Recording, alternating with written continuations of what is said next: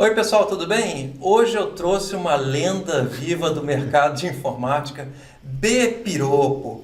Para vocês saberem quem é Piropo, muita gente aí mais nova não conhece, não sabe da importância dele, não sabe da importância dele para a minha carreira também. O que acontece?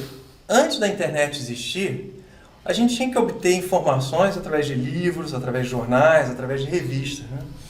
E livro técnico mais aprofundado aqui no Brasil simplesmente não existia. Era muita coisa muito rasa, muita tradução errada, tradução atrasada, muitos anos depois que vinha a tradução. E tinha as revistas especializadas, né? E muita revista especializada, ela era fechada com muita antecedência e era mensal. Eu mesmo assinava a Microsistemas. Eu também. E a Microsistema era excelente, mas a gente nunca sabia o que vinha, né? E aí a gente tinha uma coisa que era excelente, que era o caderno de informática do jornal O Globo, onde o nosso amigo Piropo tinha uma coluna chamada Trilha Zero, onde ele explicava como é que o computador funcionava, sempre explicando de uma linguagem bastante acessível, informações técnicas mais aprofundadas. E era ótimo, porque toda semana a gente tinha esse acesso. Eu recortava, colecionava, tinha uma pasta com uma coleção dessas colunas, né? E se não tivesse o Piropo, talvez eu não tivesse tido essa oportunidade de ter esse conhecimento técnico, e acabou que depois, muitos anos depois, eu fui colunista do Dia, concorria com o Piropo. Na verdade, me inspirei nele para criar minha coluna no Dia, quando eu fui convidado, quando o Dia resolveu fazer um caderno de informática para concorrer com o caderno de informática do Globo. E esse é nosso amigo B. Piropo. Tudo bem, Piropo? Tudo bem. Vamos começar com um grande mistério do seu nome. Por que B. Piropo? A história é comprida. Vamos lá. Eu me chamo Benito Piropo Darim. Esse piropo, em espanhol, quer dizer elogio. Mas sabe aquele elogio que o homem faz para a mulher com uma intenção? É isso, um piropo. E eu fazia muita consultoria na América Latina e... Em espanhol, o segundo nome é o nome do pai. Uhum. Então, Invertido. se chama pelo segundo nome, era o Engenheiro Piropo. E Engenheiro Piropo era quase uma piada. Então eu parei de usar esse nome. Aliás, eu já não usava muito, porque em português também ele é meio esquisito. Então eu passei a ser Benito P. Darim. Eu sou engenheiro sanitarista, a minha especialidade definitivamente nada tem a ver com informática, tem a ver com tratamento de esgotos. Publiquei um livro há 2 anos atrás, um livro técnico sobre tratamento de esgotos. E, enfim, fui convidado pela Cora Rone, que era da época a editora do Caderno de Informática do Globo, o Globo tinha acabado de criar o Caderno de Informática, minha coluna saiu no primeiro número do Caderno de Informática. Você lembra que ano foi isso? 1991, presumo. 91. E tudo bem, então vamos aceitar. Mas eu era engenheiro especializado num negócio totalmente diferente. Fazia consultoria além do meu trabalho. E se eu começasse a escrever colunas sobre informática, as pessoas iam achar que esse cara não mudou de ramo.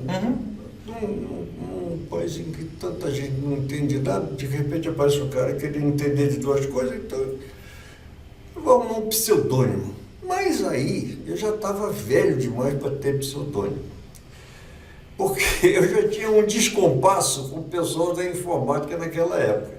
Aliás, coisa de velho, idoso não, é velho mesmo. Velho faz hidroginástica para não enferrujar.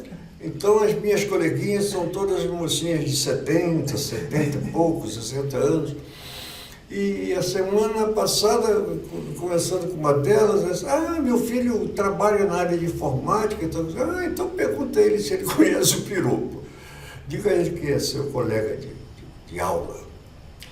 Lá se foi ela. Agora, na última aula, eu falei com meu filho. Ele disse, aí ele perguntou, ele é da sua idade? Ela disse, não, ele é um pouco mais velho. Eu me disse, não é possível.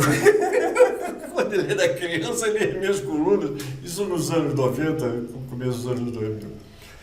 E o nome ficou. E aí surgiu uma coisa interessante, porque as pessoas não percebiam, não sabiam o que era aquilo, não sabiam se era um pseudônimo, se era um nome de plume, como chama, e criou-se um mistério a respeito do que era aquele Eu particularmente, quando eu conheci suas colunas, eu achava que era um pseudônimo.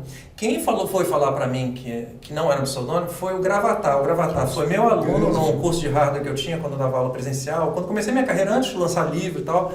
E o Gravatar é amigo do meu pai, é amigo do Piropo. Ele falou, não, o nome dele é Benito, esse B é Benito. Aí que eu descobri que seu nome era Benito, entendeu? Mas era uma aula de mistério, mas eu acho que ficou legal, porque tinha esse bafafá entre as pessoas. Será que é nome? Será que não é? Pseudônimo? Pois é, antes da internet, como você disse, e aí eu me senti um fóssil, porque o pessoal de hoje em dia, eles não entendem como é que se pode viver sem internet, como é que se pode existir sem internet. Eu existi. Eu existi até num tempo que não tinha televisão, mas imaginem vocês.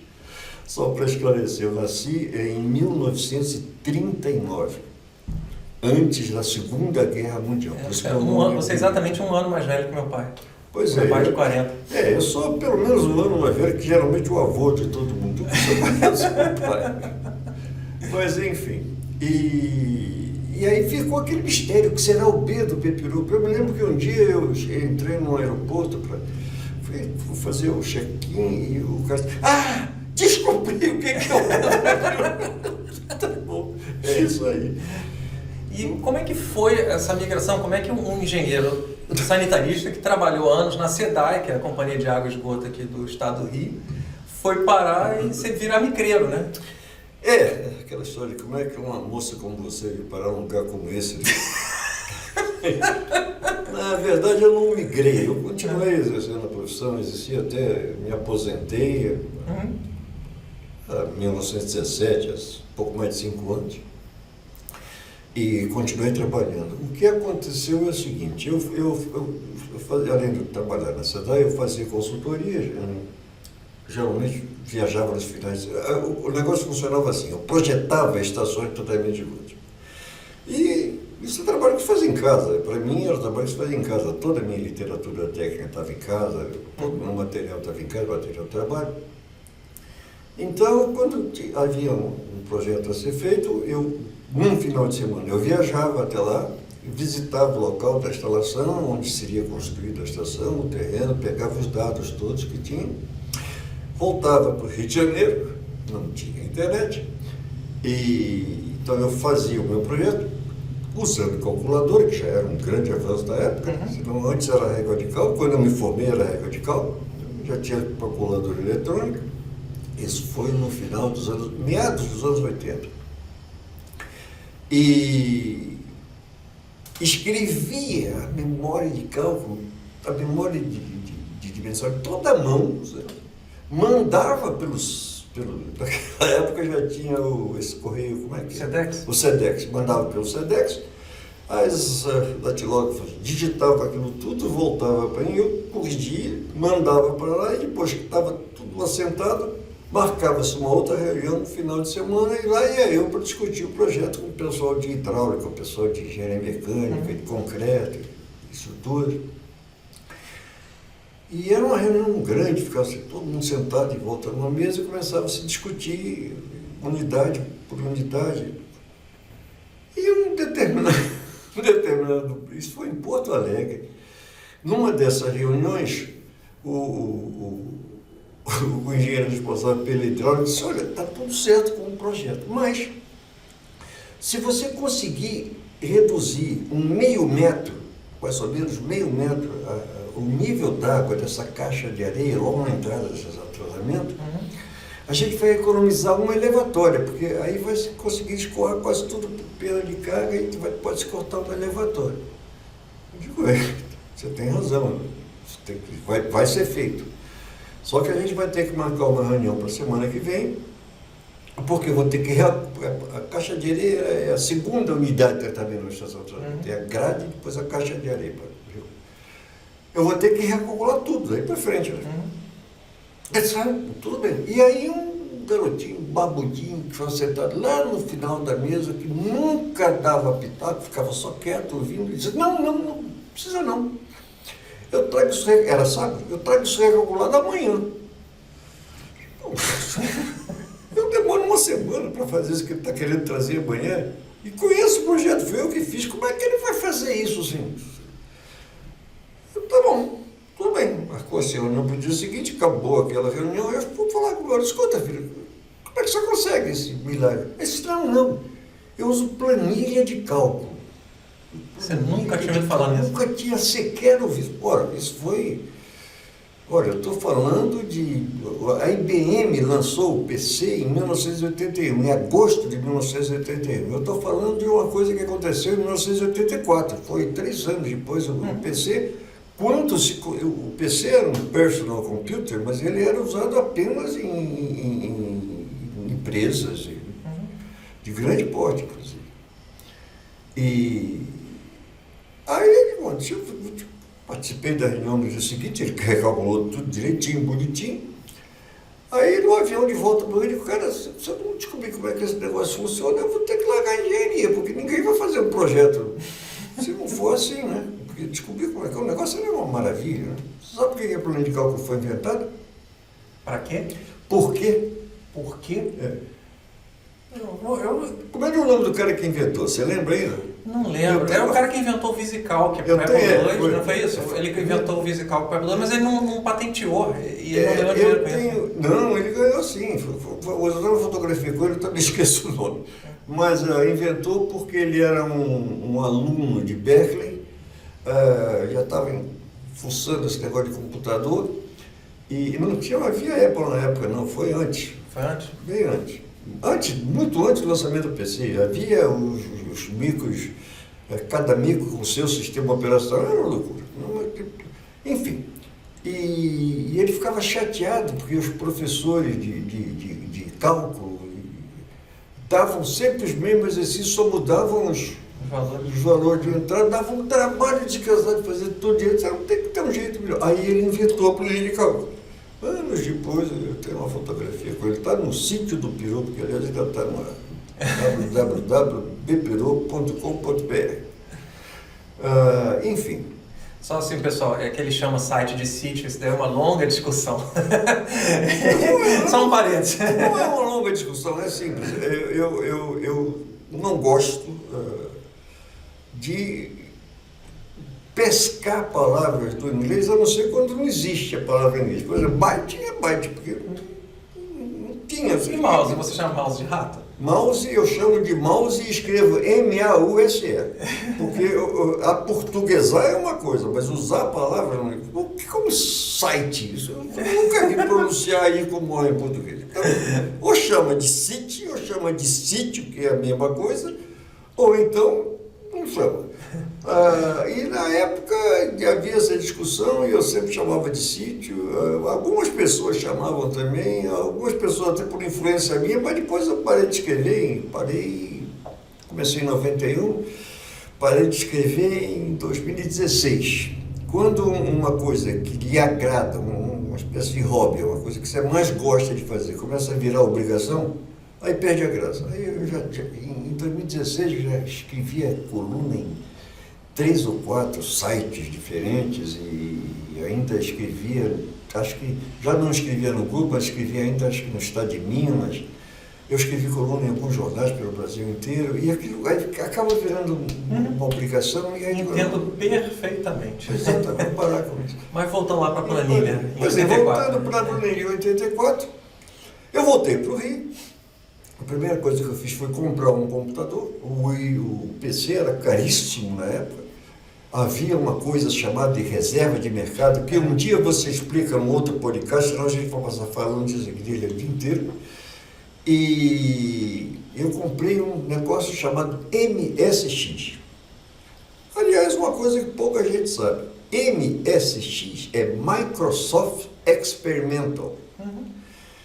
Por quê? Porque na época havia os computadores de 8, as chamadas máquinas de 8 bits, eram 7 ou 8 marcas diferentes, cada uma tinha o seu sistema operacional, cada uma tinha os seus programas que não rodavam nas outras, era uma doideira.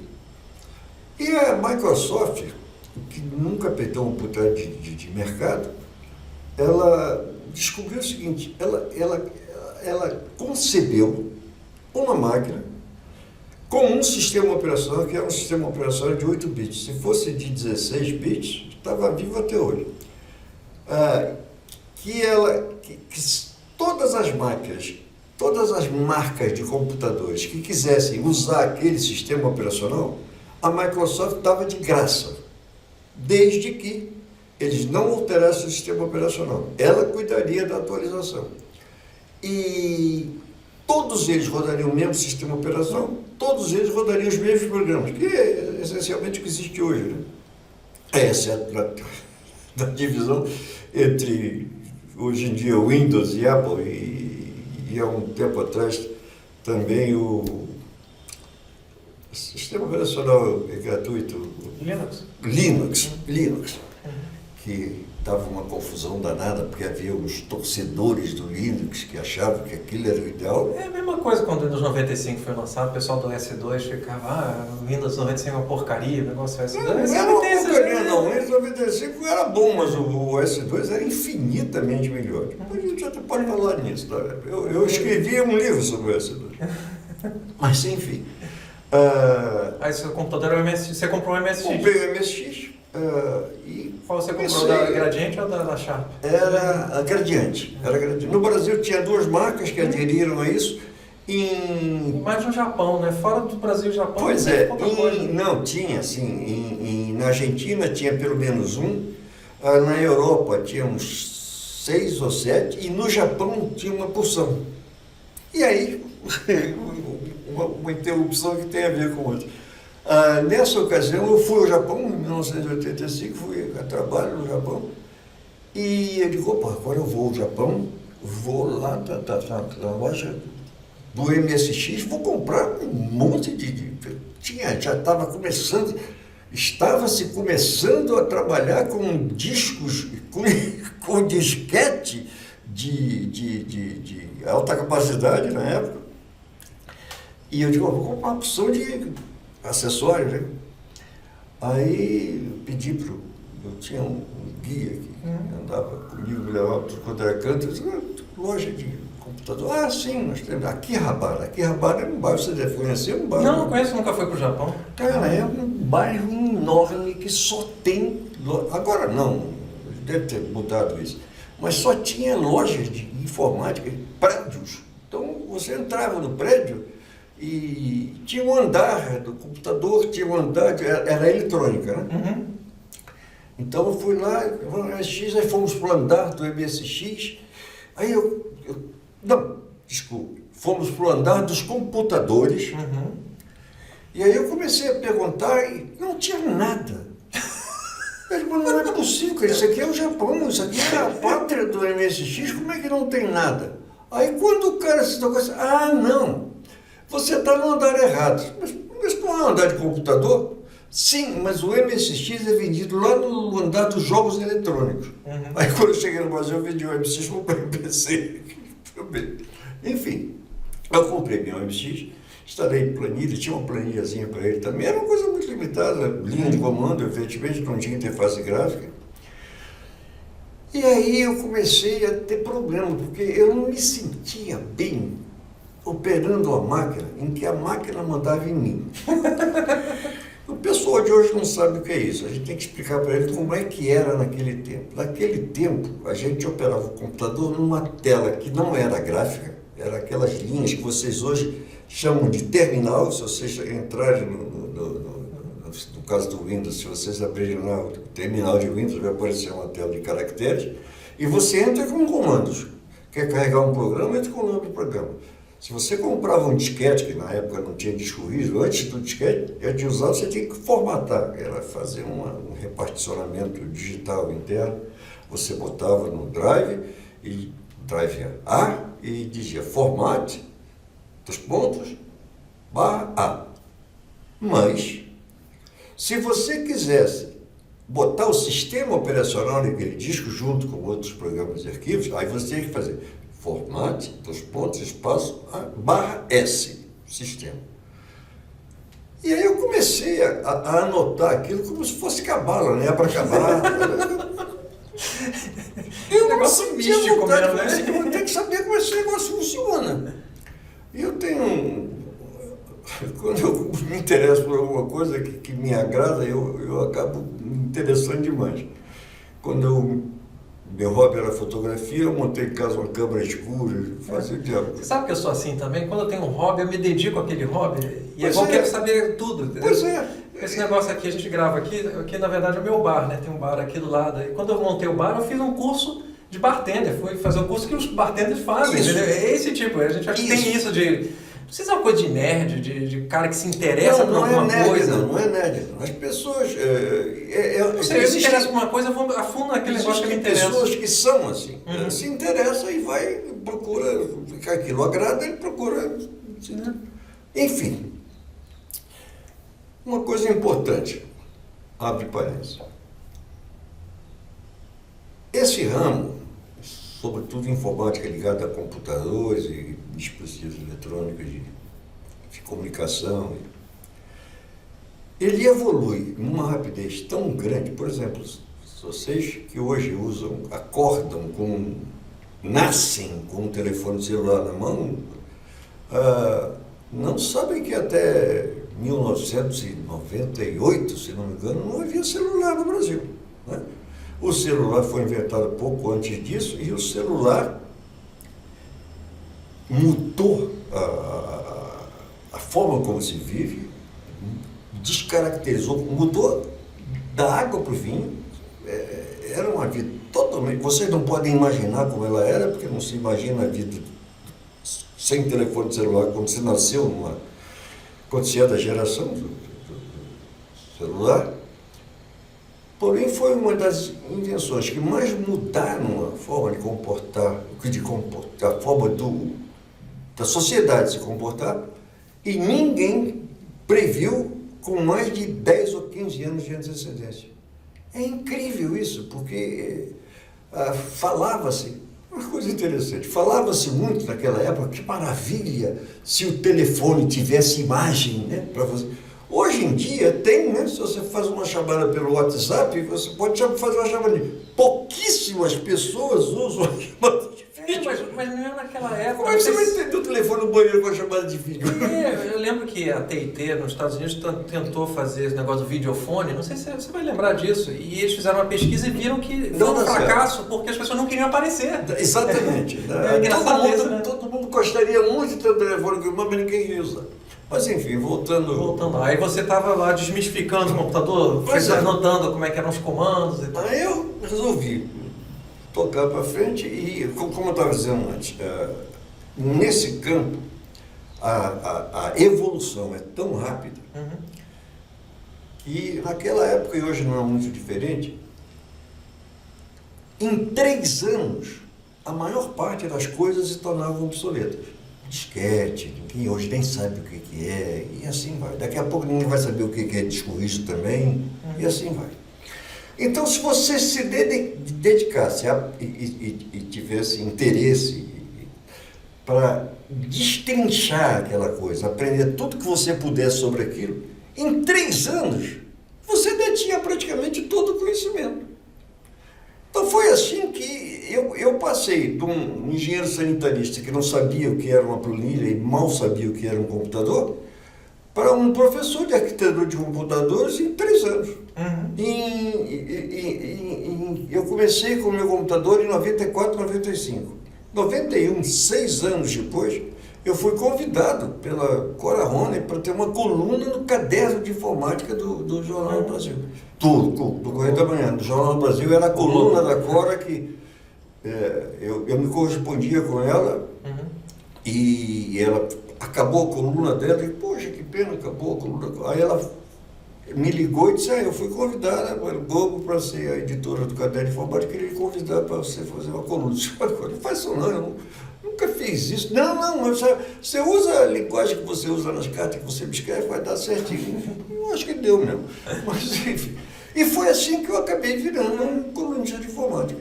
Tá. Então você conhecia a Cora, não era pessoalmente, era coisa de carta? Não, né? eu li a coluna da Cora, eu não conhecia a Cora pessoalmente. Foi conhecer a Cora pessoalmente já depois que o caderno de informática, quando se começou a fazer reunião para discutir como seriam as colunas. Ela tinha uma coluna muito... A Cora é uma pessoa extremamente inteligente e muito agradável. E ela tinha uma coluna como usuária. Ela era uma usuária de computador que escrevia uma coluna de informática do Jornal do Brasil. A coluna chamava-se... Eu vou lembrar. Daqui a pouco eu vou lembrar. Mas uma coisa interessante, você me chamou a atenção, e meu pai também, quando ele estava aqui fazendo um podcast comigo, ele falou um negócio que eu esqueci até de comentar e vou aproveitar para puxar o gancho contigo. Que antes da internet, a gente se comunicava com as pessoas através de carta. Sim, a gente mandava carta. Eu mesmo, quando comecei com informática, também em 85, foi o ano que eu ganhei meu primeiro computador, foi em 85, assinei a Microsistemas, aquela coisa toda. E nas revistas vinham, tinha sempre umas revistas, tinham coisas assim, pessoas que querem se corresponder. Né, que é o que chamava antigamente de pen pal, né, aquele cara que você troca carta com eles, aí vinha sempre. E aí você podia escrever carta para outra pessoa que também tinha aquele tipo de computador que você tem, trocava ideia, trocava programa e tal. E eu fiz muitos amigos naquela época, na década de 80, com carta. E pessoas que depois eu fui conhecer pessoalmente mais tarde e tal, que estão por aí até hoje. Mas é incrível, né, como é que muda a mídia, mas essa necessidade, eu não sei se vontade, necessidade das pessoas se comunicarem, né?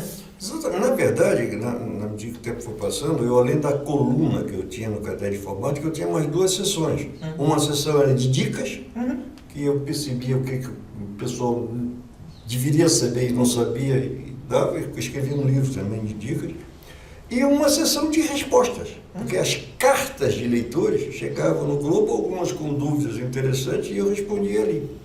E basicamente era isso que eu fazia com a Cora Rony. Como eu lia a coluna dela, que era muito bem escrita, muito agradável de se ler, ainda é a coluna, ela mantém uma coluna, acho que no G1, em algum lugar, que com as colunas saborosíssimas dela, não mais sobre informática, evidentemente. E volta e meia, como ela era usuária, eu não tinha o menor problema em dizer, eu tenho isso assim, que eu não sei como é que se faz isso, mas... E aí eu escrevi uma carta para ela. E aí ela eventualmente comentava. E foi por isso que quando ela me convidou, eu acabei usando o pseudônimo. Porque quando ela se referia a mim nas colunas, ela recebia como Benito Bendidaí. E eu acabei, enfim, virando... Aliás, eu disse que em 3 anos muda tudo. Tudo se torna obsoleto e as coisas novas, e o que não se torna obsoleto é praticamente eterno, né? Porque eu acabei estudando programação em linguagem de máquina. Eu programei em Assembly. Assembly é a linguagem de máquina, Assembler é o programa montador que faz a montagem, e pouca gente sabe disso, fica sabendo agora. E, enfim... E 5 anos ou 6 anos depois eu estava lecionando arquitetura dos computadores em universidade. Eu lecionei na Gama Filho, aqui no Rio, pela antiga universidade, Faculdade da Cidade, que virou uma Universidade com C, e na Unig. Eu era professor de arquitetura de computadores, um pouco mais de 3 anos. Também, por outro lado, como eu parei de me atualizar, porque eu me mantive... uma das formas de eu me manter atualizado era justamente lecionando. Por isso, eu acho que eu fui o único professor universitário que lecionava 2 cadeiras diferentes em faculdades diferentes. Tem muito professor universitário, mas as minhas disciplinas eram arquitetura de computadores e tratamento de esgoto, que eu lecionei na UERJ e na PUC do Rio de Janeiro, na Pontifícia Investigatória do Rio de Janeiro e na Universidade do Estado do Rio de Janeiro. Então eu lecionei essas 2 disciplinas. Por quê? Porque a melhor forma de você se manter atualizado é você lecionar, porque o aluno não pergunta, ele pergunta sempre. E eu nunca enrolei um aluno tentando responder uma coisa que eu não sabia. Quando ele perguntava, eu disse, eu não sei.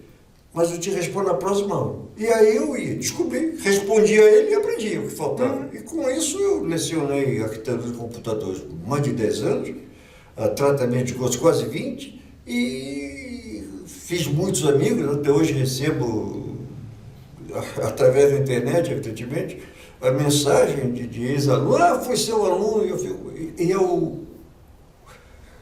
O único elogio que ainda me fazem e que eu acho realmente importante é: você foi um ótimo professor. Isso você se sentir um bom professor lhe dá uma sensação de plenitude. Você compartilhar com as pessoas aquilo que você sabe é muito importante. Eu costumava dizer para os meus alunos: olha, vocês aprendam, porque aprender vale muito mais que dinheiro. Porque o que você sabe, você pode vender. Eu vivo vendendo o que eu sei, em duas áreas. E o que você sabe, ao contrário do dinheiro, o que você sabe, ninguém pode lhe roubar. Eu costumo dizer que é isso, que você sabe é o bem mais portátil que você tem, que você carrega consigo, mesmo se você estiver pelado, perder tudo, você continua carregando consigo, né? Exceto depois que você faz 80.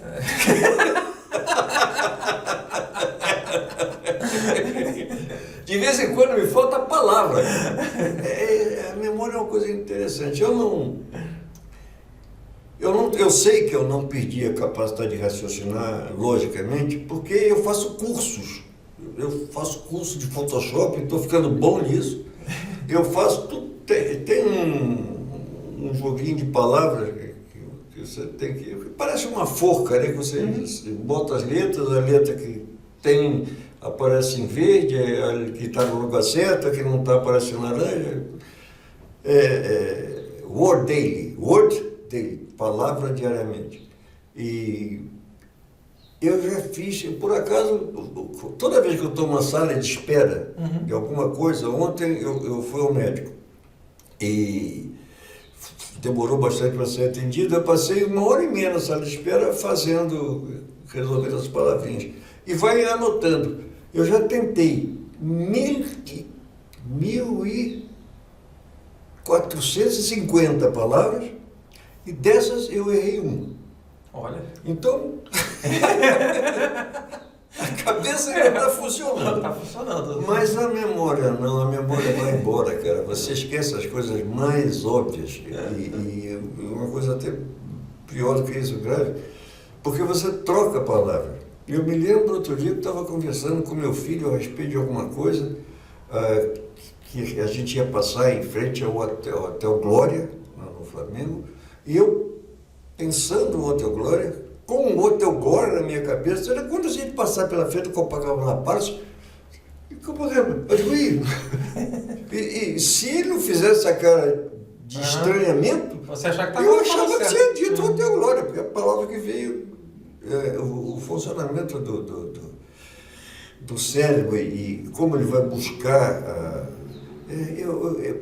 esse negócio de inteligência artificial é um negócio fascinante, é extraordinário, mas eu não creio que funcione, jamais vai funcionar com o cérebro humano, porque o mecanismo de fazer ligações interneurais e guardar a memória, não do computador, mas da cabeça, é bem melhor que a do computador enquanto funciona, e a capacidade de você guardar e ir buscar e recuperar coisa na memória coisa de correlacionar as coisas que o computador ainda não consegue. Pois é, eu agora estou apelando muito para isso. Nome para mim é uma desgraça, né? Mas sempre foi. Mas isso é desde menino. Eu não lembro o nome de ninguém. Eu desenvolvi uma técnica para isso. Quando eu encontrava um cara, porque a fisionomia eu não esqueço. Eu, quando encontro o cara, eu sei que eu conheço o cara. Ele vem falar comigo, eu digo, tudo bem. E aí, como é? Há quanto tempo você não aparece lá? Que aí aparece lá se ele dizia onde era, eu lembrava dele. E como vai o pessoal? Se ele dissesse o nome de alguém, eu lembrava quem era. Então isso sempre foi assim, agora piorou bastante. E de vez em quando eu dou uma cara com esse negócio de onde é que você está agora. Um dia eu perguntei para o recém-empossado secretário de obras do Rio de Janeiro, que eu conhecia, não era meu amigo íntimo, mas eu tinha bastante familiaridade com ele. E aí, onde é que você está agora? Eu, da Secretaria de Obras. Tinha se demitido. Mas enfim, esse mecanismo é uma coisa extraordinária, é fascinante, fascinante. E, conforme ele dizia, quando eu dizia para os meus amigos, para os meus alunos, isso ninguém vai roubar, sim, vai, a vida acaba roubando. Mas aí, quando roubar, você provavelmente não vai precisar tanto dele. Conhecimento técnico. E antes da internet, vamos voltar aqui na cronologia, como é que você fazia para aprender? Né? Esse é o grande tchan, né? Da onde você ia buscar informação naquela época? E esse era o pulo do gato naquela época. Tinha que ser em livro e revista. No Brasil tinha uma revista de informática, essa que o Gabriel citou, Microsistemas. Eu conheci, inclusive, diretores. Conheci porque fiz um curso de assembly com um deles. E era a única revista em português que havia no Brasil. Eu não sei se havia em Portugal, mas era a única que eu conheci. Havia 2 ou 3 revistas americanas excelentes, PC World e Byte, exatamente. Eu tenho 2 ou 3. E eu lia todas religiosamente. Como não tinha internet, você não podia ler na internet, não podia comprar pela internet, então você tinha que esperar chegar no Brasil ou assinar. Eu assinava e elas chegavam alguns dias de atraso. E livros técnicos, que você raramente encontrava no Brasil, e quando encontrava, era em inglês. Havia 2 ou 3 livros de informática, se tanto, naquela época em português, e geralmente livros editados. Por exemplo, o livro de arquitetura de computadores já existia. Tem um clássico, eu esqueci o nome do autor agora, mas que era um livro clássico de arquitetura de computadores, que eu usei, e como eu disse para você, o que é antigo e permanece é eterno. Né? Eu usei muito esse livro como livro didático nas aulas que eu dava de arquitetura de computadores. Mas no Brasil você não encontrava muito livro técnico, e quando eu encontrava também já estava bem desatualizado. Mas eu tive a sorte de ter, na verdade, colunista não considero profissão, mas também eu viajava muito. E como engenheiro que tinha um conhecimento razoável, eu era um engenheiro muito respeitado na área, dessa área eu ainda sou. E eu viajava muito. Viajava não só pela América do Sul, mas viajava para os Estados Unidos com muita frequência. E depois passei, aí mais tarde, quando já colunista, a gente viaja para cá. Naquela época, hoje em dia não sei como é que está, porque naquela época, quando a Microsoft ia lançar uma versão nova do sistema operacional e atualizar o sistema operacional, ela fazia um lançamento presencial. E a imprensa especializada, os principais, enfim, jornalistas. Hoje em dia ainda assim, eu que não sou mais chamado, que eu me afastei um pouco dessa coisa de escrever o tempo todo, etc. Mas, por exemplo, o Jackson, do Adrenaline, que é muito meu amigo, ele está sempre viajando. A Samsung vai lançar um negócio, chama ele na Coreia, para ir para a Coreia, chama os Estados Unidos, ele viaja muito. Taiwan eu só fui, o primeiro aniversário da minha neta, que eu fui, foi dos 6 anos, porque durante os 5 primeiros anos, eu ia para a Computex, todo ano a Computex, na primeira semana de junho, o aniversário dela é 5 de junho, não tinha jeito de não cair. Mas aí você teve a sorte de poder viajar para os Estados Unidos, onde é que tinha material, né? E aí eu já era conhecido, porque quando se viaja aos Estados Unidos, você acaba, por questões de hub, de voos, você acaba indo, eu acabava passando por Nova York. Mesmo porque meu filho morava lá e eu sempre procurava passar por Nova York, dessa época. E eu já era conhecido nas lojas que tinham as áreas específicas, especiais em informática, que também não eram muitas. Depois começaram a crescer e eu comprava livros. E eu me mantinha atualizado assim. Foi assim que eu aprendi, além de cursinhos, e não tinha curso pela internet.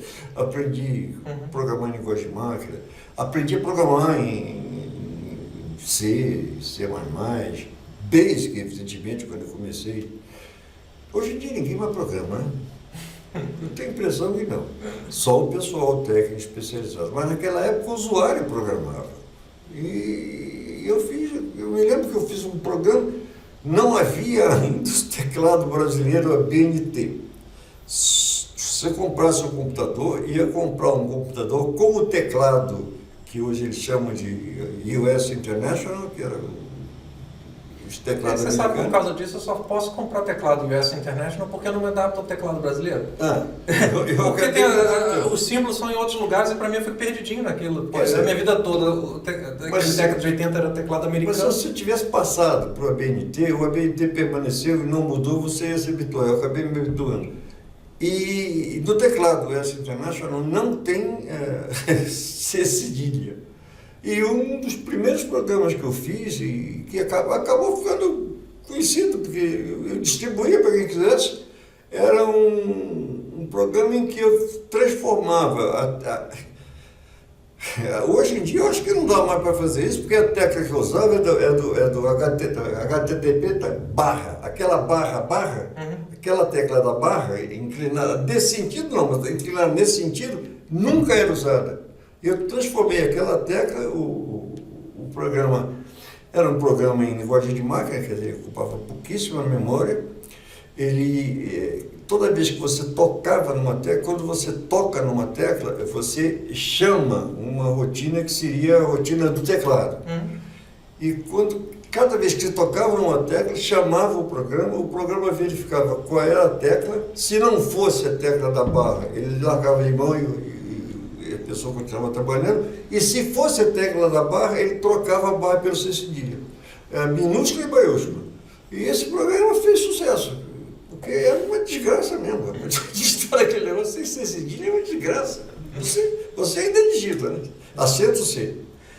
Mas aí depois é que dá para, depois do Windows e tal, você consegue configurar o que é apóstrofe. Apóstrofe, você bota apóstrofe e o C vira C cedilha.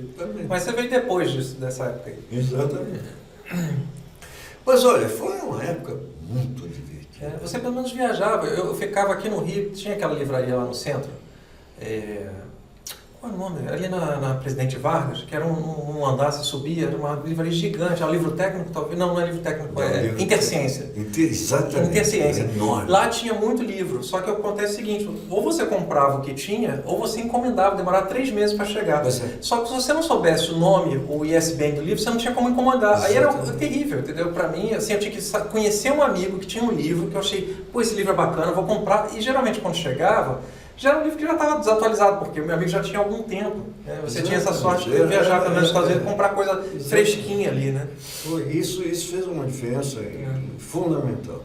Mas, como está dizendo, foi um tempo muito divertido, porque eu fiz muitos amigos, como você, do qual eu me orgulho, Abel Alves, que já esteve aqui, mais alguns que eu tenho certeza que terão e que estarão aqui. E viajei muito, conheci lugares e aprendi muita coisa. Aprendi muita coisa não só sobre informática, mas também sobre vida. Por exemplo, o chinês, o japonês, o asiático em geral, é um povo extremamente educado. Dificilmente alguém, quando perceber que você é engenheiro, vai lhe olhar com cara feia. O americano faz muito isso. Mas lá não, eles são extremamente gentis. E de vez em quando eu levava uns povos chineses numa escada rolante, eu não tinha a menor ideia de porquê. Bom, um dia eu descobri que eles são um povo civilizado. E lá não precisa ter nenhum aviso pedindo para você fazer isso, não. Eles fazem. Quem vai descer ou subir a escada rolante e não pretende, fica na direita. Do lado esquerdo ficam as pessoas que têm pressa. Eu era brasileiro, eu não sabia disso, não sou ainda, mas eu parava do lado esquerdo e os caras reclamavam, cara. Eu não tinha a menor ideia do que eles estavam dizendo. E aí um dia eu fui descobrir. E hoje em dia, toda vez que eu só ando pelo lado de casa rolante na direita, e sempre que eu estou com alguém, olha, anda para a direita, não deixa esquerda, não deixa as pessoas passarem. Coisa que você aprende. E modos de pensar, a gente tem, quando nós somos criados numa cultura e permanecemos dentro dessa cultura, que é um casulo, nós achamos que a única forma certa de viver é aquela que, nesta cultura, é considerada certa e boa e agradável. Não é assim. Se você conseguir descobrir como as outras culturas são, o que eles fazem diferente e por que eles fazem isso diferente, você percebe que há maneiras diferentes de encarar a vida, de ver as coisas, de se comportar. E, eventualmente, se você conseguir adaptar isso para a tua sociedade, você vai viver uma vida muito mais tranquila e muito mais produtiva. É verdade. Mas você sabe disso. Não, eu sei. Uma coisa, quer dizer, que eu morei 6 anos nos Estados Unidos, uma coisa boa que eu aprendi nos Estados Unidos é o seguinte: o americano é muito pragmático. Então, assim, o Brasil... Quer ver uma coisa da cultura brasileira que depois que eu voltei a morar aqui, eu percebi mais forte isso.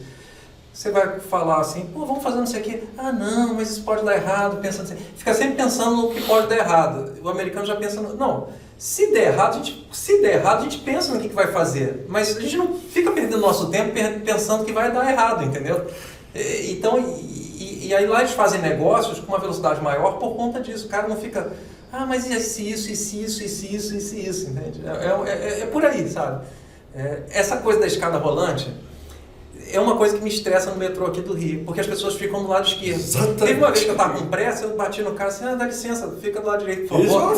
O cara ficou puto da vida, ele falou, mas eu tô na escada rolante, se você quiser andar, você subir na escada normal. Eu falei assim, isso aqui é escada rolante, cara... Isso lá é o contrário, se a direita leva expor. E tem no metrô na escada rolante, mas é um daqueles avisos pequenininhos que estão na borda assim, para ficar do lado direito. Não tem uma placa grande, como tem em alguns outros lugares do mundo, tipo, sei lá, Londres tem, foi no dia que eu li um desses avisos, não me lembro, não sei nem se foi aqui no Brasil, que eu disse, é por isso que eu quero expor do lado, não dá na esquerda. E sabe uma coisa engraçada? Na Austrália é o contrário, porque como eles dirigem no lado contrário, eles andam no lado contrário, é muito engraçado. Bom, claro. Não, é muito engraçado, assim, para você andar na rua, por exemplo, você está andando na rua, na calçada, está vindo outra pessoa, normalmente você vai para o lado direito, a pessoa vai para o lado direito dela, você ultrapassa aquela pessoa. Na Austrália é o contrário, eu vivia tomando trombada porque o pessoal vai para o lado esquerdo. Eram uns países onde eu nunca aluguei carro, eu costumava alugar carro quando viajava. Uma viagem maravilhosa que eu fiz, eu tenho Darin, é um nome vêneto, da região em todo de Veneza, na Itália, ainda tem família lá. E alguns anos atrás eu estive lá, estava acompanhado com a minha atual mulher, e nós fomos a Veneza, eu aluguei um carro em Veneza e desci dirigindo, não pela autoestrada, mas pelas estradas vicinais, atravessei a Toscana, fui até, deixei o carro em Roma, entreguei o carro em Roma. Isso é uma viagem fantástica, fiz isso muito nos Estados Unidos, alugava carro em São Francisco, atravessava o Yosemite Park, ia para Lake Tahoe, que é uma cidade que tem... Eu morei em Reno. Pois é, e aí descia, atravessava para o Sacramento, ia para Los Angeles. Fiz isso em um monte de lugares. Mas em direção à esquerda eu não me atrevia, não. Mas foi engraçado. Eu, logo quando mudei para a Austrália, depois de um tempo comprei o carro, né? Teve uma vez, deixei o lado do carro todo no shopping, né? Pois saí do shopping, calculei mal. Mas depois eu me ajeitei lá. Mas é difícil. Até me ajeitar, eu tenho medo de matar alguém. Você falou do brasileiro, outro dia recebi frases que só o brasileiro entende. Vai estar seguro. Eu recebi esse também, é muito engraçado isso. Fiquei preso do lado de fora. Você vai em frente direto, vai sempre direto. Tem uma porção de frase interessante. E eu me lembro que, se vocês forem... Uma coisa assim, que em português que é engraçada, você viu meu áudio? Exatamente. Você viu meu áudio? E se vocês procurarem lá no sítio do Piropo, pela palavra esperto, esperto, vocês vão encontrar uma coluna chamada O Carioca Esperto, que fala pelas espertezas dos carioca, como andar da direita, ficar parado na porta do metrô. Você pega o metrô em Copacabana, vai até Pavuna, na porta do metrô, porque quando chega na Pavuna você quer descer logo e fica atrapalhando todo mundo. Tem uma série de coisas. Ou então quando a pessoa... Cara, aconteceu comigo isso ontem. A pessoa saiu da escada rolante e começou a mexer no celular. Na escada rolante, na saída da escada rolante, e todo mundo querendo sair e a pessoa parada. Saiu da escada rolante, não sabe direito por onde vai procurar o celular para em vez de sair para o lado para deixar a pessoa sair. Isso acontece. Não, mas isso, na verdade, isso acontece em todo lugar do mundo, porque isso é uma questão de, na verdade, é uma questão de esquecimento. Você não faz isso propositalmente. Mas andar da esquerda na escada rolante, eles fazem propositalmente, porque está mais vazio, e se você reclamar, ainda leva uma bronca. Mas, enfim, faz parte. Mas voltando lá, tem uma pergunta engraçada para te fazer, né? Você começou como colunista do Globo, mas aí foi convidado para ser colunista de outros lugares. Pois é. Você chegou a escrever para ele e ela? Foi para ele e ela? Cheguei. Eu estava lembrando isso no outro dia. A ele e ela foi... Para quem não sabe que ele e ela era uma revista de mulher pelada. Não era não. Não era não. Era mais ou menos. Era uma revista, digamos, que tendia para isso, mais ou menos. Era um playboy bem comportado. Mas foi na ele e ela que eu consegui publicar uma coluna que eu sempre queria publicar e nunca tinha conseguido encaixar numa coluna. Por que não havia feira de utilidades domésticas do Estado do Rio? Sabe por quê? Não. Por causa da sigla. Essa eu publiquei lá na ele e ela. Escrevi no ele e ela e escrevi na Mulher de Hoje também, que era uma revista feminina. Essa não era uma revista séria, uma revista feminina, e eu costumava escrever reclamando muito porque que quase não tinha mulher trabalhando com informática. Porque, sem querer puxar saco das mulheres, é uma área em que exige obstinação, uma coisa que a mulher tem muito, intuição, certo? Não exige esforço físico, é o tipo da inteligência, é o tipo da coisa que foi voltada para a mulher, eu não sei porquê.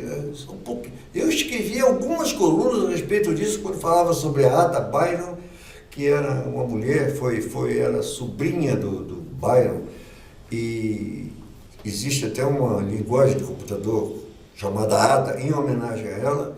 Aquela que inventou o bug, como é o nome dela? Almirante, ela era da Marinha Americana, ela inventou o uso da palavra bug, porque ela é responsável pela operação de um computador à válvula da Marinha Americana.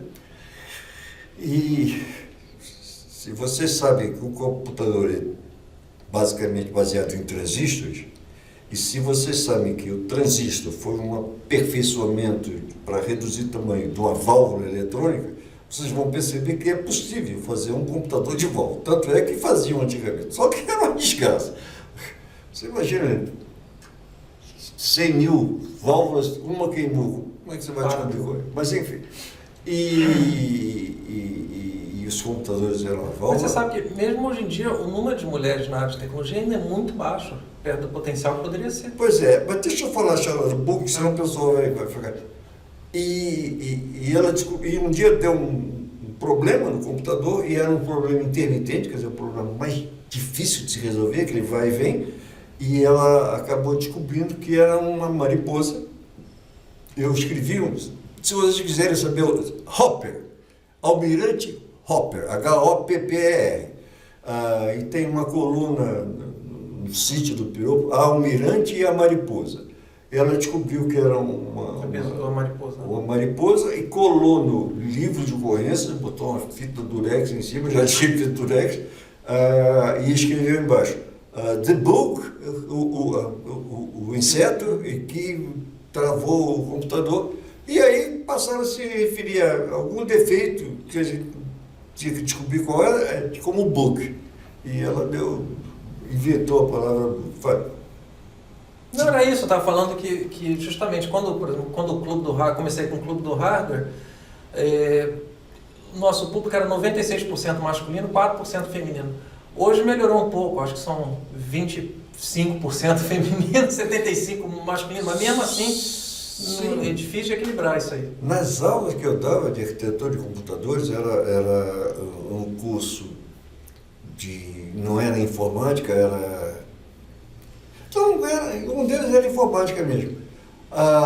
As turmas eram de pelo menos 70%.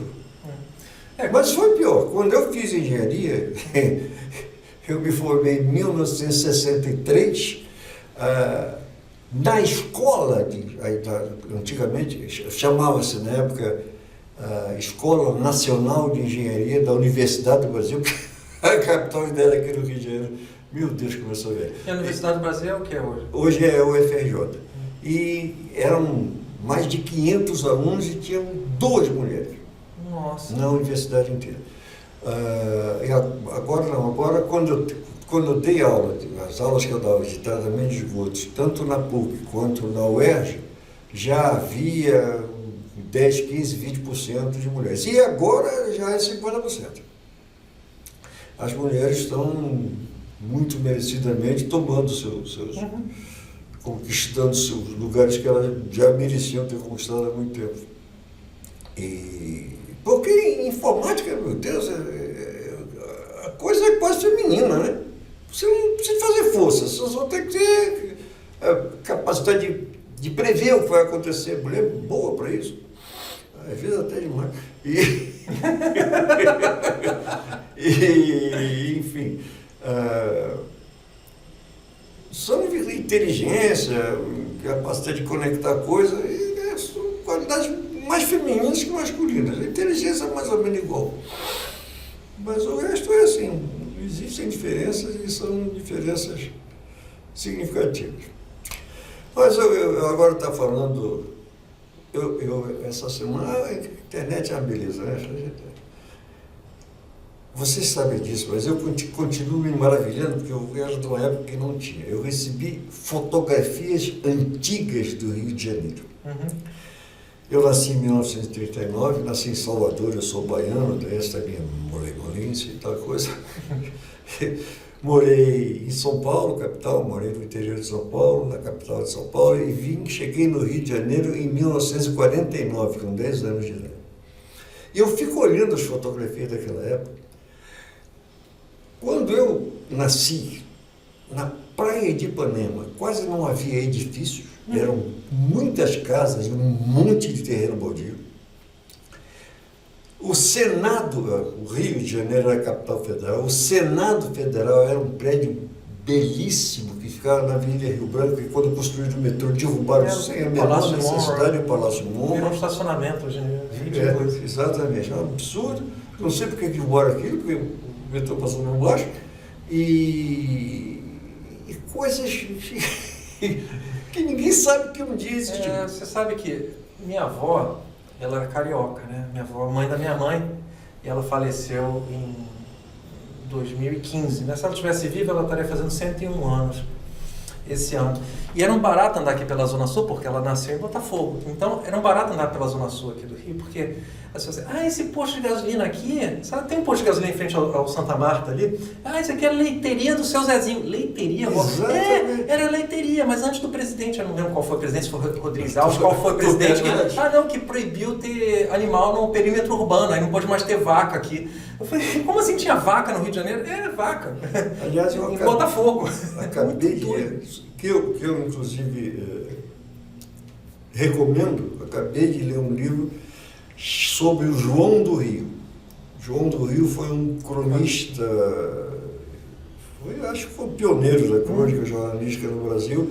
Eles são crônicas que ele publicou sobre o Rio de Janeiro, que ele publicou entre 1990 e tantos 1890 e tanto e 2005, quando o Pereira Passos fez as grandes obras de humanização, abriu a Avenida Rio Branco, fez a mureta da antiga Praia do Flamengo, que agora acabou porque tem um aterro. Muito interessante. Se vocês resolverem ler, baseado na minha recomendação, não fiquem aborrecidos comigo não, porque vocês têm que ler lembrando que o livro foi escrito em 1901, 2, 3, as crônicas. Porque a mentalidade da época era completamente diferente. É a história do Monteiro Lobato. Algum tempo atrás, eu lamento muito, eu morava em São Paulo e eu lia todos os livros do Monteiro Lobato, eu tinha 6, 7, 8 anos de idade. Eu fui ao enterro do Monteiro Lobato, que morreu. Eu lamento não ter podido conhecer o Monteiro Lobato, porque ele era amigo de uma amiga de minha mãe que ficou de me apresentar a ele, morreu antes disso. Era um escritor maravilhoso, tanto para crianças quanto para adultos. Ele tem livros para adultos muito interessantes.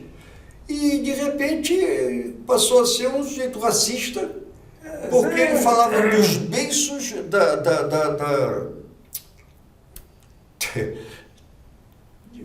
como é o nome? Tia Anastácia.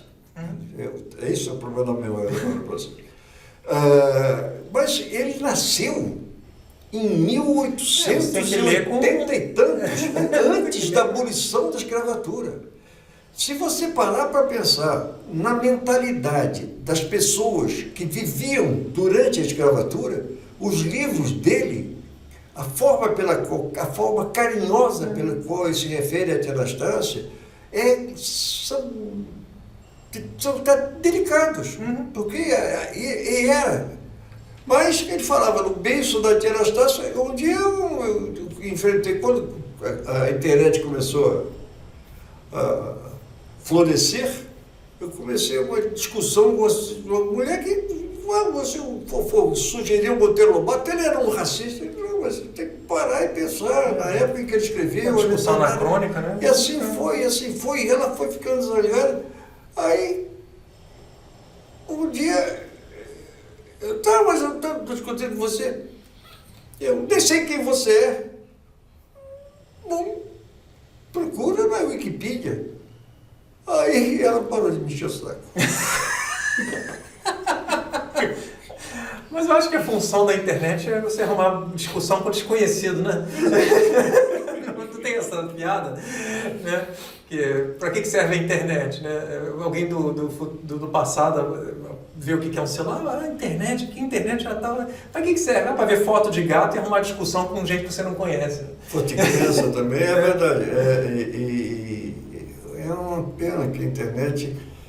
Bom, a internet não. É porque antigamente, olha só, a gente estava falando... Todas as grandes descobertas foram usadas para o que foram, e muito mal usadas para outras coisas que nós vamos começar pela pólvora, certo? A pólvora foi inventada para fins extremamente benéficos, né? E, no entanto, virou uma arma de morte e destruição. Isso é da natureza humana. Pegar as coisas que foram feitas com uma determinada intenção e eventualmente até são usadas nessa intenção e usar porque não presta. Faz parte. Nelson Rodrigues tem... São duas frases que eu costumo citar, eu cito com frequência, ainda cito hoje em dia com grande frequência. Uma do Nelson Rodrigues, que foi, para quem não sabe quem é, foi um teatrólogo brasileiro, uma figura muito polêmica, interessante, e um excelente, um dos dois melhores frasistas que o Brasil já teve. Um foi ele e outro Milor Fernandes. Simples a frase. A humanidade não deu certo. Tem toda razão. E outra que eu cito com frequência, que é do Albert Einstein, e eu pensei que não fosse do Einstein, pensei que tivesse atribuído a ele, mas eu fui verificar e foi ele que disse: só existem duas coisas infinitas: o universo e a estupidez humana. Mas eu ainda não estou inteiramente certo quanto ao primeiro. Fazer o quê, né? O que eu ia falar é o seguinte, na época de jornal, quando não tinha internet, etc., a pessoa não ia fazer um hate gratuito, ele não ia pegar um papel, escrever uma carta, enviar uma carta para o jornal para, sei lá, xingar ou falar, discordo, você não sabe nada, não sei o quê. Hoje em dia, com a internet, a pessoa acha que está protegida numa tela e ela fala coisas que ela não falaria pessoalmente para a pessoa, né? Não, na verdade, eu não falaria pessoalmente, mas podia enviar uma carta e fazia isso com frequência. O problema é que isso ninguém sabia. Ela mandava uma carta esculhambando uma pessoa Isso, qualquer, a pessoa pegava aquela carta, olhava, agora foi e ficava. Agora não, todo mundo lê, pô. Esse é o problema. Exatamente. Mas quando começou a internet, eu escutei um negócio engraçado, na época, foi até no BBS. Você chegou a frequentar o Centro-In, BBS? Claro. Então, para quem não sabe o que é BBS, como se fosse um fórum de discussão, como a gente tem fórum de discussão. É como se a gente tivesse fórum de discussão com o Clube do Raça, tem setores, aí você bota mensagem, outra pessoa responde. Isso que era um BBS, era uma coisa menor, privada. Você tinha um computador com modem em linha de escada, você ligava para aquele modem em linha de escada? Ninguém sabe. Linha de escada, vocês não sabem, talvez até vocês nem conheçam. Era um negócio chamado telefone fixo. E tinha um cabo que ia dele até uma central telefônica que se radiava, às vezes até pelo país inteiro. Imagine se você tivesse uma ligação para fazer para um lugar assim, muito distante, remoto, por exemplo, São Paulo, você ligava para telefonista. As primeiros telefones fixos tinha uma telefonista, você falava com ela. Você marcava, eu quero uma ligação para São Paulo para amanhã, às 14 horas. Ela se comunicava com as diversas telefonistas do caminho, até com a de São Paulo, eu vou fazer uma ligação às 14 horas para o telefone número tal, aí eu ligava daqui e falava o que eu tivesse que falar lá. Isto era um telefone fixo. Nessa época que ele está falando, era um pouco mais avançado, já era automático, de discar. Outro dia eu vi um senhor dando para um menino, um jovem de seus 13, 14 anos, um telefone de disco, e ele ficava apertando e não conseguia falar. Então era um telefone de disco, você discava, você girava e interrompia ali umas tantas vezes, e você ligava para outro número. E aí você se comunicava através de uma ligação física, elétrica, com o outro lado. Então, tinham algumas pessoas que eram viciadas nessa coisa, e o telefone era, para você ter um telefone fixo, no Rio de Janeiro, você tinha que ter mais de $1.000 para comprar um. Declarava no imposto de renda, era considerado um bem. Era um bem, era patrimônio. Eu declarei muito, tinha 2 linhas telefônicas por causa do BBS. Eu era ligado em BBS, eu tinha que ter um telefone só para BBS, senão não conseguia falar. E era uma ligação, uma conexão elétrica, e o jeito pegava um computador dele, ligava numa linha telefônica dedicada, aí as pessoas faziam conexões com este computador, deixavam lá as mensagens, era como se fosse um quadro de avisos. BBS significa Bulletin Board System, sistema de quadro de avisos eletrônico. Deixava lá as mensagens e aí eu podia mandar uma mensagem para ele e ele responder para mim no chamado privado, como se fosse hoje no WhatsApp privado, mas não tinha a menor graça. O que tinha graça eram as mensagens públicas, que aí todo mundo lia e todo mundo fazia comentários e a coisa ia. Era assim que funcionava. E na época do BBS, isso foi no início da década de 90, alguém postou um negócio sensacional, falou assim, olha, quando inventaram a arma de fogo, o número de machões no mundo multiplicou por 10. E aí quando inventaram a internet, o número de machões multiplicou por 1000 em cima desses outros. Claro.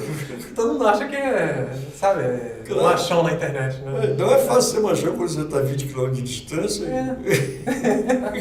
Protegido talvez com um pseudônimo, alguma coisa assim. O mundo... quem vive mais de 80 anos como eu já vivi mais de 80% de um século.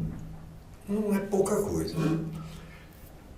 Quando eu nasci, o Brasil tinha menos de 30 milhões de habitantes.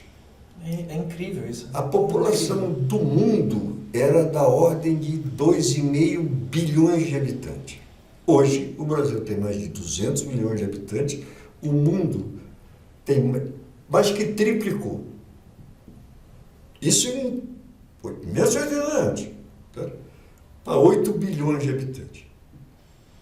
As pessoas, qualquer pessoa, né? Nós também, quando nascíamos, nós achávamos que absurdo, como é que... Você nasceu no tempo que não tinha rádio? Bom, quando eu nasci, na verdade, o rádio estava começando e não tinha televisão. A televisão só chegou ao Brasil nos anos 50. Eu já tinha mais de 20 anos. Não, minto. Eu já tinha mais de 12 anos, tinha 11, 12 anos. Eu me lembro, eu tinha mais ou menos uns 15 anos quando a televisão chegou. Mesmo assim era caríssimo, né? Era caríssimo, tinha a instituição do televizinho. Se você tivesse um vizinho suficientemente, não diria rico, mas abastado para poder comprar uma televisão, você terminava o jantar e ele convidava você ia ver a televisão na casa dele. Era televisão, um telefone que precisava 4 pessoas para carregar de um lado para o outro. A preto e branco. A válvula era um trambolho. Com tubo de válvula, exatamente, com tubo de imagem, e custava caríssimo. E você era a instituição do televizinho. Então não tinha. O telefone celular nem pensar, computador. Os computadores que surgiram lá pelos anos 50, 60, as empresas que tinham computadores eram um computador de válvula, que ocupava quase um andar inteiro e tinha muito menos capacidade de processamento do que os telefones que a gente usa no bolso hoje em dia. Então, é difícil de você parar e imaginar. E aí eu fico pensando, pô, cara, eu vi esse negócio passando ao longo do tempo, as grandes mudanças. Você não faz ideia, por exemplo, do que a pílula anticoncepcional fez para mudar a forma da sociedade se comportar. Foi uma abertura extraordinária. E depois disso, a AIDS veio e reverteu isso, em parte. Então foram coisas que as guerras mundiais, eu peguei a segunda, eu era criança e eu me lembro do dia do armistício, foi em 1945, eu já tinha 6 anos de idade, eu me lembro de coisas do tempo, eu me lembro, inclusive, de ouvir meu pai reclamar, nessa época nós morávamos no interior de São Paulo, numa pequena cidade chamada Piquete, que era uma vila militar. Meu pai não era militar, mas ele era químico e era uma fábrica de pólvora, ele trabalhava lá. E eu me lembro do meu pai reclamando, porque agora os preços subiram por causa da guerra. Tudo subiu por causa da guerra. Aí veio outro dia, um menino vender ovo aqui, naquela época comprava-se ovo, as pessoas vinham vender na porta, estava numa cidade pequena. Vendeu ovo, subiu, por que subiu? Por causa da guerra. Então, foram coisas, eu vivi épocas que foram os anos 60, cara. Tem ideia que foram os anos 60. Os anos 60, infelizmente no Brasil havia uma ditadura militar, mas ainda assim, muita coisa. Foi uma onda de liberação, os hippies, a revolução dos estudantes na França nos anos 60. O mundo mudou para muito melhor. E é engraçado, e é bom eu ter a perspectiva de ter acompanhado isso. Vou lhe contar um fato histórico. Eu tinha 15 anos, em 1954, meu irmão, eu tenho um irmão que é 10 anos mais novo que eu, portanto ele tinha 5 para 6 anos. Nós morávamos numa das ruas do bairro do Flamengo, Catete, e era Correia Dutra, e o meu irmão estudava num colégio da Rua Silveira Martins, que é aquela que fica corta ao lado do Palácio do Catete. E era uma época meio confusa, porque havia um movimento fortíssimo para derrubar o Getúlio Vargas, que não era ditador na época, ele tinha sido presidente eleito. E em 1950, era 54. E havia uma situação, sabe quando você percebe que a situação está boa? Aí, eu acordei, meu irmão acordava de manhã, eu estudava à tarde, eu à tarde. Aí minha mãe disse, Benito, vai pegar seu irmão na escola, porque isso aqui está meio esquisito, eu estou com medo que tenha algum problema aí, gente na rua. Pega ele e traz para casa. Naquela época, uma criança de 15 anos podia pegar outra na escola e levar para casa porque era irmão e não tinha problema não. Hoje em dia, você precisa ter um passaporte para isso. E eu fui sair caminhando, cheguei até a Rua do Catete, fui caminhando pelo outro lado da rua, passei pela frente do Palácio do Catete e estava tudo tomado com linha de metralhadora, cercado militar, dando segurança.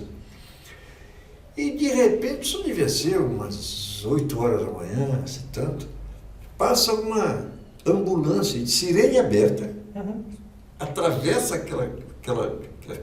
elas abriram passagem, ela entrou e sem parar fez a curva e entrou direto no Palácio do Catete. Eu digo, meu Deus, que coisa estranha. Aí peguei meu irmão em casa, voltei para casa e alguns anos depois, me lembrando disso, eu percebi que eu tinha assistido entrar no Palácio do Catete a ambulância que foi chamada para socorrer Getúlio Vargas, que tinha acabado de se suicidar. Só testemunho ocular da história. É isso aí, acho que tá na hora de fechar, né? Tá certo. É isso aí, Piropo. Eu queria te agradecer enormemente por ter vindo aí contar um pouco das suas histórias e tal. Acho que o pessoal vai gostar muito aí do Eu espero que sim. É isso aí. Um abraço. Outro, meu querido. O Clube do Hardware é um dos mais antigos, mais conhecidos e maiores sites sobre tecnologia do Brasil. Estamos no ar desde 1996. Não deixe de acessar e se cadastrar em clubedohardware.com.br. E se você gostou desse vídeo, não deixe de deixar o seu like e se inscrever em nosso canal.